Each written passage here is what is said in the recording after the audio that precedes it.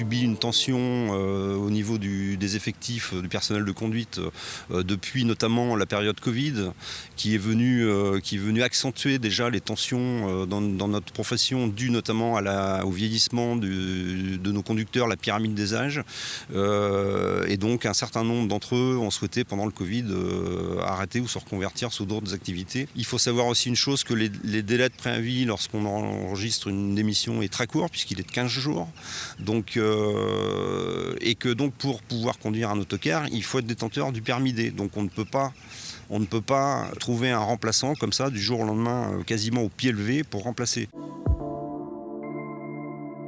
L'engagement minimum qui est pris par les transporteurs pour un conducteur de car scolaire sur une activité, on va dire, classique, est un engagement de 20 heures hebdomadaires.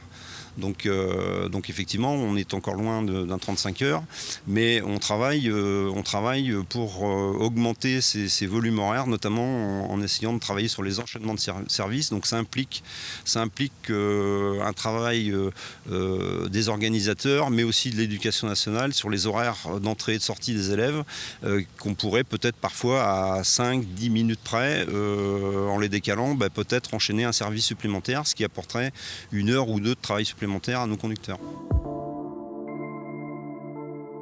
On a fait appel à nos conducteurs de tourisme. Ces conducteurs-là, pour l'instant, vont rester. On les a mis à disposition de nos services réguliers pour assurer l'ensemble des services scolaires. Et puis, on a fait appel à quelques mécaniciens et quelques exploitants pour pouvoir assurer la totalité de nos services. Alors, encore une fois, je me répète, ce qu'on souhaite et ce qu'on espère, c'est que l'absentéisme ne va pas se dégrader, parce que c'est ce qui nous mettrait vraiment à la limite de l'exercice ou du fait d'assurer nos circuits.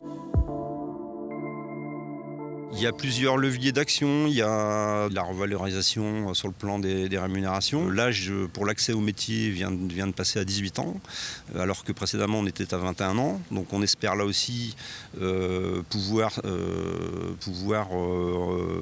recruter des personnes plus jeunes. Autre piste que nous essayons de travailler et d'étudier, c'est aussi le complément d'emploi. Donc, puisque le transport scolaire, c'est environ 2 heures de conduite le matin, et à 9 heures, la personne est libérée, et le soir, entre 16 heures et 18 heures. Et nous sommes en train aussi d'étudier des possibilités, alors avec les collectivités, personnel de services techniques ou autres, où il y aurait peut-être des possibilités, pour pouvoir là aussi proposer se rapprocher autant que faire se peut d'un temps complet pour le salarié.